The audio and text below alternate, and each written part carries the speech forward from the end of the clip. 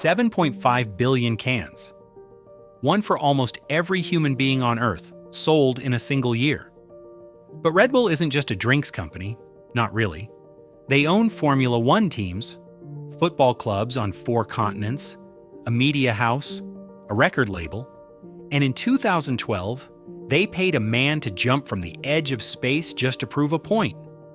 So how did a jet-lagged Austrian businessman and a Thai energy tonic build one of the most powerful brands in human history? It started in 1982 with a bad flight and a strange drink. Dietrich Mateschitz landed in Thailand exhausted and disoriented. A colleague handed him a local tonic called Krating Ding, Thai for Red Bull, and within hours, his jet lag was gone. He was sold. The problem? Nobody in the West wanted it. Mateschitz pitched the idea to investor after investor. They all passed. The consensus was simple. There was no market for this product outside Asia. Mateschitz had a different answer to that problem. He would build the market himself. He invested $500,000 of his own money, partnered with the Thai manufacturer, who matched him with the other half. Then he reformulated the drink for European palates, thinner and more carbonated, and launched in Austria in 1987. The early growth wasn't just organic, it was manufactured rebellion. When Germany banned the product, Red Bull leaned into it. Young Germans began crossing the border to buy the forbidden drink. Outlaw status became brand equity. By the end of year one, they'd sold over 1 million cans. By 1994, they were in Germany and the UK. By 1997, they hit America. At that point, Red Bull was selling 1 million cans every single day. While Coke and Pepsi assumed this was a fad, Mateschitz was building something they didn't have a playbook for. Red Bull became one of the first modern companies to completely strip itself of its own supply chain. They don't make the drink. Production, canning, and logistics are all outsourced. Red Bull only does one thing: it sells. And it sells at extraordinary margins. Each can cost roughly 9 cents to produce. The suggested retail price? $3.59. Even wholesale, at around $1.87 per can to major retailers, that's more than 20 times the cost of production. But price only holds if people believe in the brand. And that's where the real genius lived. Forget advertising. Red Bull didn't buy space in your attention. It invaded culture, university campuses, club nights, beach parties. Volkswagen Beetles with oversized cans strapped to the roof turned up handing out free product.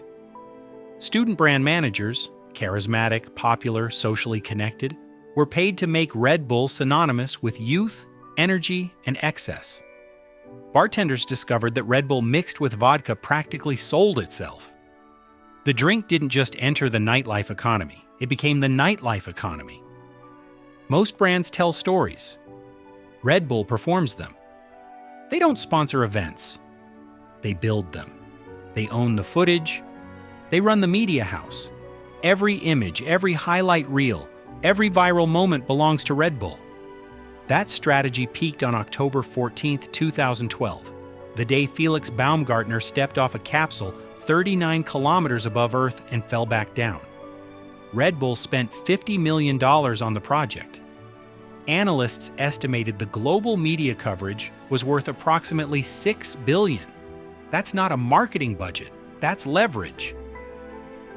The Baumgartner jump was an extreme version of what Red Bull does everywhere: Formula One, cliff diving, air racing, mountain biking, skateboarding. Each event is a content engine. Each athlete is a story. Every story reinforces the same feeling. Red Bull is for people who refuse to stay ordinary. But here's the tension at the heart of all of it. Despite the F1 teams, the football clubs, the record label, the media empire, 97% of Red Bull's revenue still comes from one product, a can. And that can faces headwinds. Health awareness is rising. The conversation around caffeine, sugar, and long-term wellness is shifting. What was once edgy is becoming, in some circles, irresponsible. The sports investments aren't just marketing. they're a hedge. Red Bull's football network, clubs in New York, Leipzig, Salzburg, and São Paulo, functions as a vertically integrated talent pipeline. A player can develop in Brazil, sharpen in Austria, and reach peak value in Germany.